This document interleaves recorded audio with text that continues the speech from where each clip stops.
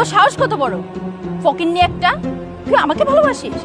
আচ্ছা, তোর মাথায় কি কমন সেন্স বলতে কিচ্ছু নাই? নিজের ড্রেস আপ দেখেছিস?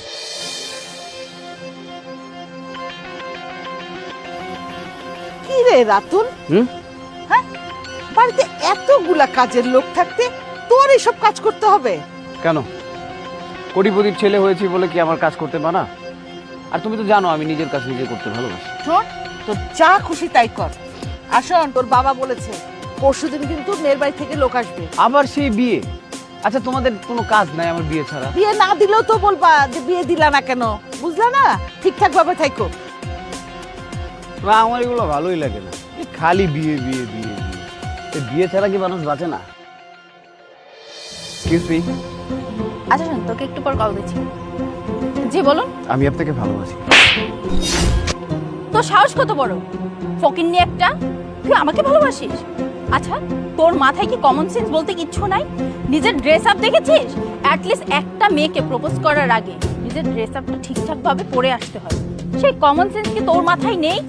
আচ্ছা আমাকে বলতো, বের হওয়ার আগে আয়নাতে নিজের চেহারাটা দেখেছিস? কিন্তু আমার কথাটা তো শুনুন। একদম চুপ, আর একটা কথাও বলবি না। আমি তো শুধু তোর গালে একটা থাপ্পড় মেরেছি, আরো যদি কথা বলিস কি হবে বুঝতে পারছিস? পায়ের জুতা হাতে নিয়ে ধাপ ধুপ তোর গালে মারবো। এখান থেকে যা বলছি, যা বলছি। কোথা থেকে যে আসে এইসব কিন্নিগুলা? আমাকে নাকি ভালোবাসে? দূর।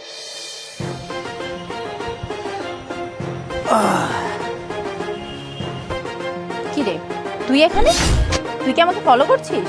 না, ব্যাপারটা ফলো না, দূর থেকে তাকিয়ে দেখলাম আপনি দাঁড়িয়ে আছেন, তাই চিন্তা করলাম যে একটু সময় দিই। তোর মতো একটা ফকিন্নি আমার সঙ্গ দিবি? তুই ভাবলি কি করে তোর সাথে 2 মিনিট আমি দাঁড়িয়ে কথা বলবো? শোন, তুই এখান থেকে যা। কারো অপেক্ষায় আছেন নাকি? হ্যাঁ অপেক্ষায় আছি। আর কার জন্য অপেক্ষা করছি জানিস?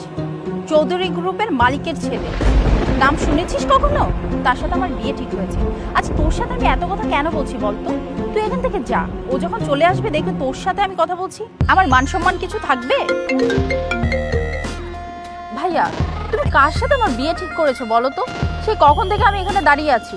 কি বলিস? ও তো এখনো আসেইনি। উনি তো অনেক আগেই চলে গেছে। কি বলো, ও চলে আসছে? আচ্ছা ভাই, একটা কাজ করো, ওর একটা ছবি আমাকে দাও তো। আচ্ছা ঠিক আছে, আমি এক্ষুনি হোয়াটসঅ্যাপে ছবি পাঠিয়ে দিচ্ছি। আচ্ছা ঠিক আছে।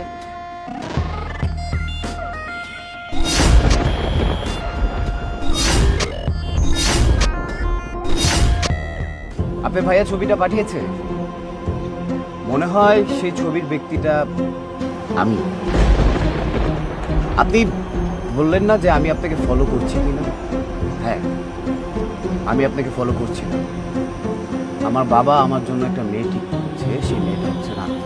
চিন্তা করে দেখলাম যে আমার হবু স্ত্রী হবে, যার সঙ্গে আমি সারাটা জীবন হাঁটব, সে আসলে ব্যক্তি বিশেষ হিসেবে কেমন।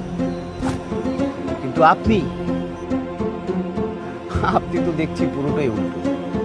আপনি মানুষের কাপড় চোপড়, মানুষের অর্থ সম্পদ দেখে মানুষকে বিচার বিশ্লেষণ করেন। আর এমন মেয়ে আমার কেন? পৃথিবীর কোনো ছেলের জীবন সঙ্গিনী হওয়ার যোগ্যতা রাখেন।